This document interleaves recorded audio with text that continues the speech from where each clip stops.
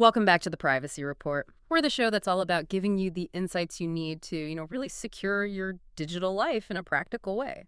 And today we are focusing on what is statistically probably the weakest link in almost every modern home network. It's not the computer. Not your computer, no. It's not your password manager.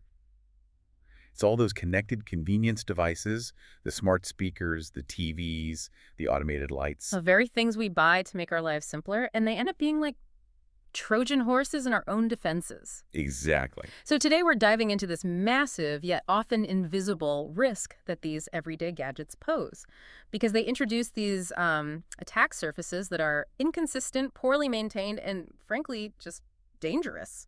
Our mission today is pretty straightforward. We're going to explore network isolation. Yeah. This isn't just some, technical fix. It's a fundamental shift in how you should think about your home network. Okay. It drastically reduces your risk. Think of it like creating a digital air gap between your sensitive life and all your disposable devices. I like that. A digital air gap. And as always, if you want more insights like this sent right to your inbox, you can subscribe to our email newsletter. It's over at theprivacyreport.net. So let's get into it. Yeah, let's start with the core vulnerability. Why are these modern IoT devices so inherently weak? Well, it really just comes down to manufacturing priorities and cost. It's cost. Always. Yeah. Smart home devices are designed for one thing: immediate functionality at the lowest possible price. So that means they use, lower power processors. Which can't run the heavy-duty security stuff. Exactly. They can't run a complex, robust security stack. And crucially, manufacturers often ship them with just minimal default security and basically no commitment to long-term software support. So unlike my phone or my laptop, which gets security patches for years and years, the smart thermostat you bought might be running software that hasn't been updated since, 2018? It could be. Yeah. And it's essentially a piece of forgotten legacy tech sitting right there on your high-speed network. And that's the real danger. That is the danger. Mm. The security community, and I'm talking about bodies like the U.S. Federal Trade Commission, they've explicitly flagged this.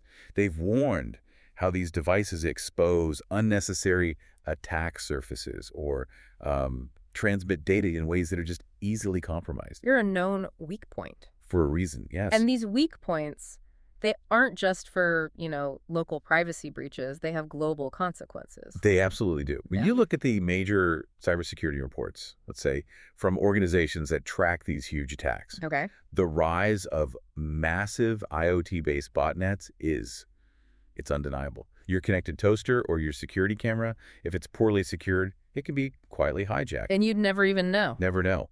And it gets conscripted into this huge network of compromised devices, Yeah. unknowingly taking part in DDoS attacks across the entire internet. Wow. Okay, so that brings the risk right back home to you, the listener. Okay. Let's say an attacker compromises just one single low-stakes device, like a smart plug. Simple smart plug, yeah. Because it's connected to the main Wi-Fi, what kind of exposure are we looking at for someone's critical data?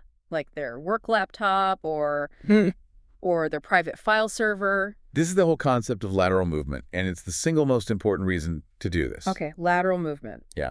If everything is on one flat network, that compromised smart plug can see all the other devices. So an attacker uses it as a pivot point. It's like a toehold. It is. It's like getting a toehold in the house, and then from there, walking freely into the master bedroom. They can see your sensitive systems, your shared financial files, personal communications, anything. So the goal of isolation is basically to create a moat around the castle keep. Perfect analogy. Even if the outer wall, the smart plug, is breached, the attacker can't move inward. Correct. So what are the specific threats we're trying to minimize when we do this, when we segment the network? You're primarily reducing 4 major attack vectors. First, you stop that unauthorized access to your shared resources, like file servers or backup drives. Right, the important stuff. The really important stuff. Second, you prevent localized malware from spreading laterally, device to device. Third, you mitigate the risk of data interception. Meaning a compromised camera can't just snoop on my banking traffic. Exactly. And finally, you stop your own home network from being used as a staging ground for external attacks. Okay, that makes the risk profile crystal clear. The solution is network isolation. And I think for our listeners, we should be clear. We're talking about more than just setting up a second Wi-Fi name. We need actual segmentation. Precisely. We're talking about placing these insecure devices on a separate Wi-Fi network, yes.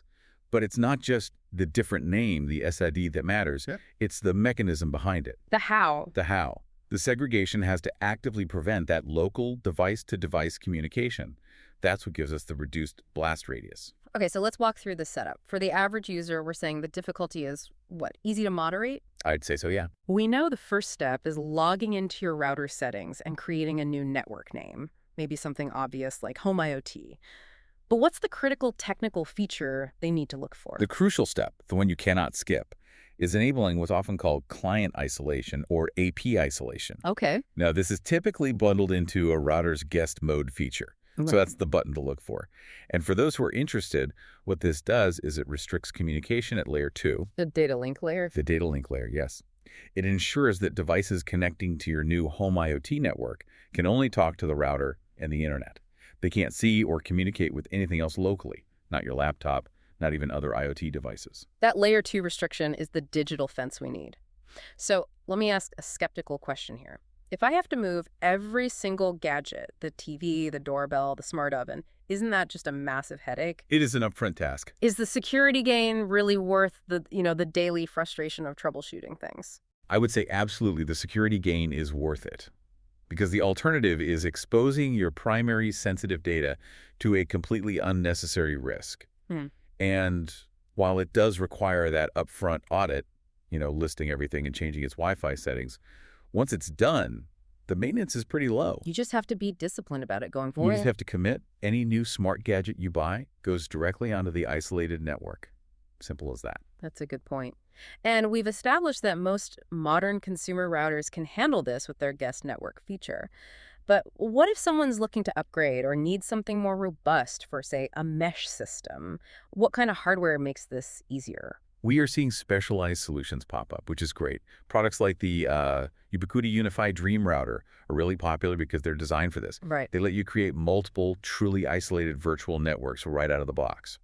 For mesh users, the TP-Link Deco X55 system offers guest network segmentation that works across all the nodes. Even ASUS, with their AMesh routers, has started including dedicated IoT isolation modes.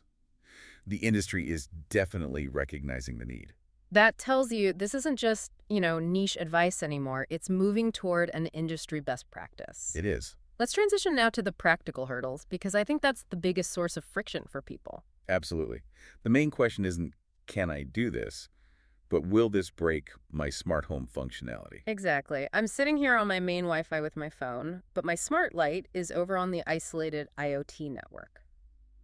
When I open the app, how does my phone still turn the light on? This is where it gets a little confusing. It does, because a lot of these systems rely on local discovery protocols, things like Bonjour or MDNS. Okay. That's how they find devices in the network quickly. When you introduce that layer 2 isolation we talked about, you cut off that local communication path. So my phone literally can't see the light bulb anymore. What's the workaround? In a secure, isolated setup, most of your devices will communicate via the cloud. Your phone sends command to the manufacturer's server on the internet. Okay, up to the cloud. And the light bulb, which is also connected to the internet on its isolated network, receives the command from that same server. It's a tiny bit slower than local control, but it works, and it's secure because the path doesn't cross your private network. That makes perfect sense. The data routes out and back in, which maintains that digital air gap. What about voice assistants, though? They seem to be built around local control. Voice assistants are often the biggest nuance, you're right. Depending on the ecosystem, so Apple HomeKit, Google Home, what have you, they might require some special firewall configuration. Uh-oh. It sounds scary, but it's about allowing just the MDNS discovery traffic to pass between networks, but only for discovery, not for full data exchange. And this is where you start moving from a simple guest mode towards something more controlled. Which brings us to VLANs. Which brings us to VLANs, yes. But before we go there, let's squash one more myth. Does adding a second network and segmenting all this traffic slow down my overall internet speed? No, absolutely not. The bandwidth from your ISP is still the same. All you're doing is dividing the traffic into different virtual lanes for safety. You're not adding any extra processing load that would, significantly degrade performance. You get all the security without sacrificing the speed you pay for. Okay, good to know. So let's talk about the advanced solution for the truly security-minded listener, VLANs. Virtual Local Area Networks. We said the average user probably doesn't need them, but why are they considered the gold standard? VLANs are the standard because they offer granularity. A guest network feature is sort of a blunt instrument. It just blocks everything locally. A VLAN lets an advanced user define very, very specific firewall rules between the different network segments. So you get the ability to say, for example, the smart speaker can talk to the internet and it can receive discovery traffic from my main network, but it can absolutely never, ever send data to my network drive. Precisely. You get surgical control. For users who maintain sensitive data encrypted backups, client data, and follow serious guidelines like those from Nest, the investment in a router that supports VLANs and the time spent configuring those rules is, well, it's necessary for truly complete control. This has been a really high-impact discussion. Let's try and summarize the core actionable takeaway for everyone listening, regardless of their technical skill. The core action is segmentation. If you do nothing else, go enable your router's guest network or a secondary SID today. Make sure isolation is turned on, meaning devices can only talk to the internet, and then move every single smart gadget onto it. That's it. That's it. It's the single most effective high-impact strategy against lateral movement in a modern home, period. So the immediate action for our listeners. Run a network audit. Now, look at every single connected device. If it's a TV, a fridge, a camera, a light bulb, a speaker, it goes onto the segregated IoT network. Don't wait for an unpatched vulnerability on a $40 device to expose your entire digital life. That is critical advice. Now, here's a final thought for you to consider. Given these continuous security gaps in consumer IoT, is segmentation, this act of creating fire breaks, is it merely a defense that we as users must just constantly implement to survive? Or is there a bigger picture? Right. Or must we start demanding better security and longer-term software support directly from the manufacturers? Is the responsibility for this problem primarily systemic, or is it just technical? That's an important dual perspective. We absolutely have to defend ourselves now, which is why segmentation is so crucial. But regulatory bodies, especially in places like Europe, are already moving toward mandated security standards for these devices. Forcing their hand. Exactly. Forcing manufacturers to build and maintain better defenses from day one. So the future likely involves both strong user segmentation and higher mandated security standards. Something to ponder as you reconfigure your new home IoT network. Indeed. Thank you so much for tuning into the Privacy Report. Be sure to like and subscribe to the podcast to catch every one of these as we release them, and we will see you next time. And a quick note, this episode was made with the assistance of AI.